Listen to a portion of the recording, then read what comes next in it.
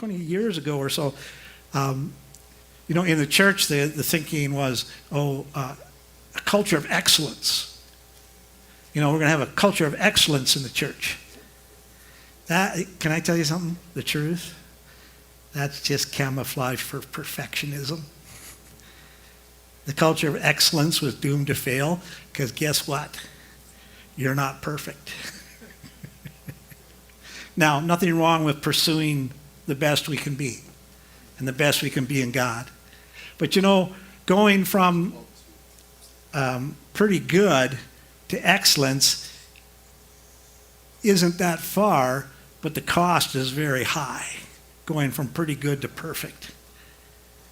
And I know I spent a day listening to a fellow named Steve Sjogren, who was the vineyard pastor in Cincinnati, who is the guy that made random acts of kindness very popular as an evangelism technique. And he was running a one-day seminar. He called it Pretty Good Church. It was very countercultural at the time because everybody was pursuing excellence. And he's going, nah, we gave up on that. We'll settle for pretty good because we're not perfect. And I was afflicted with this because I had a lady say to me one day in church, "You're never really happy, are you?" And I paused for a moment. I said, you're right. I look at everything and I say, this could be better. Including myself, I could be better. But you see, there's that.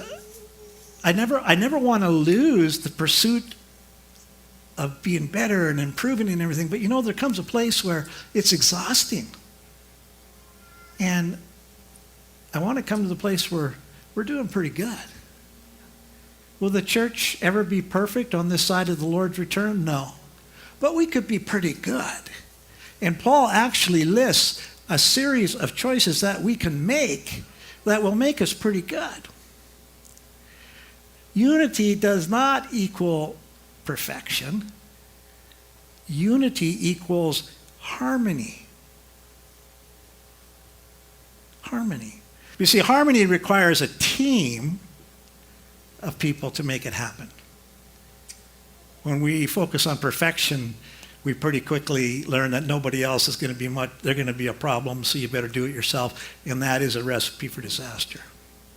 To love one another, to accept one another, to forgive one another, these are all components of the unity that God calls us to. Now in music, harmony, this is not my words, I copied this, is a combination of notes that produce chords with a pleasing effect. Harmony is not hitting the exact same note. Rather, it is the hitting of multiple distinctive notes that, when heard together, fuse to form a more complex and cohesive sound. Harmony is agreement, coherence, balance, and balance achieved through collaboration. This enriches and elevates a song. So if you hear a song and all you hear is the melody, it's pleasant enough, but it's thin. And when you hear songs with harmonies, there comes a richness and a depth and an emotion with it. The beauty in harmony, you see, lies in not the sameness, but in the diversity that's complementary. It's not uniformity, but it's a richness that comes centered around one theme. And this is what God calls the church to be. God has not called all of us to be the same.